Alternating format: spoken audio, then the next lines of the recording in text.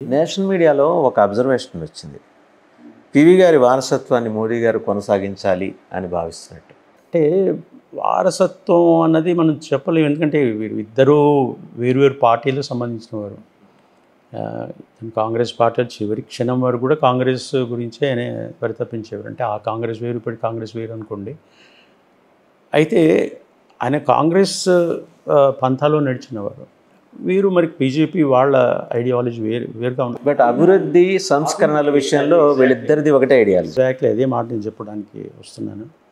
ఆయన కూడా నెహ్రూ పివి గారు కూడా ఎన్నో సందర్భాల్లో చెప్పేవారు. ఏమిటంటే ఎలక్షన్స్ అన్నవి 2 నెలల ముందు రాజకీయాలు, 2 నెలల ఎలక్షన్స్ ముందు, 2 నెలల ముందు, 2 నెలల తర్వాత, అప్పటి వరకే మనం పరిమితం చేయాలి.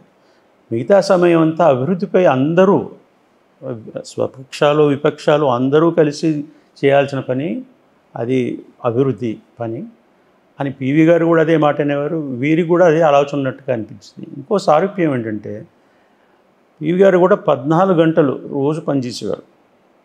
మోడీ గారు కూడా 14 గంటలు పనిచేస్తారు. అంతేకాకుండా పివి గారు ఎప్పుడు ఇండియా ఫస్ట్, కంట్రీ ఫస్ట్ అనేవారు. సేమ్ ఆలోచన మోదీ గారు కూడా కనబడింది. ఇప్పుడు ఒక అద్భుతమైన మాట చెప్పేవారు పివి గారు. If you want to run the government, the majority in parliament is enough, but if you want to run the country, you need the support of every party అనేవాడు.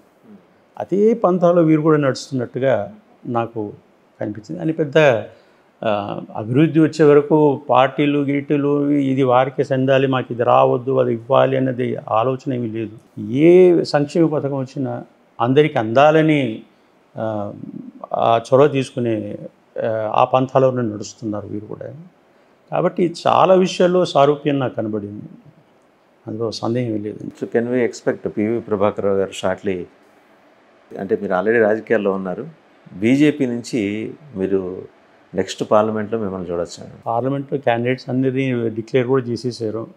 నేను పివి గారు తన జీవితం అంతా ఏదో పదవి వస్తుందనో ఇంకేదో పురస్కారం వస్తుందని పని చేయలేదు.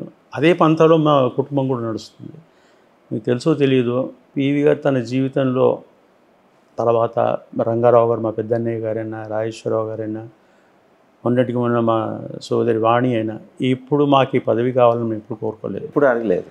పదవి అన్నది ప్రజాసేవ చేయడానికి, ఇంకా విస్తృతంగా చేయడానికి ఒక వేదిక మాత్రంగానే మేము చూసాం తప్ప అది వస్తేనే పని చేయాలి, అది వస్తేనే ప్రజాసేవ చేయాలన్నది అట్లాంటి రూల్ ఏమి లేదు. అయితే ఏంటంటే ఒక పదవి ఉండడం వల్ల ఇంకా ఎక్కువగా చేయొచ్చు పని, అంతే తప్ప. అంటే ఇది కేవలం మన తెలుగు నేల నుంచి వస్తున్న ఇది సమాచారం కాదు, నేషనల్ మీడియా రాస్తోంది. ఇట్లా ప్రభాకర్ రావు గారు, పివి ప్రభాకర్ రావు గారు బహుశా రాహుల్ గాంధీ మీద కంటెస్ట్ చేయొచ్చు బీజేపీ అభ్యర్థిగా. నిజం చెప్పాలంటే నాతో ఎవరు ఈ మాట 1-to-1 డిస్కస్ చేయలేదు. నేను విన్నాను, వార్తల్లో వస్తుంది, పేపర్లో వస్తుంది, పత్రికల్లో రాస్తున్నారని విన్నాను తప్ప నన్ను ఇప్పటి వరకు ఎవరూ అడగలేదు, వారు అడగలేదు, వీరు అడగలేదు. కాబట్టి ఇప్పటి వరకు అది రూమర్గానే మనం పరిగణించడం కరెక్ట్ ఏమో అనిపిస్తుంది నాకు.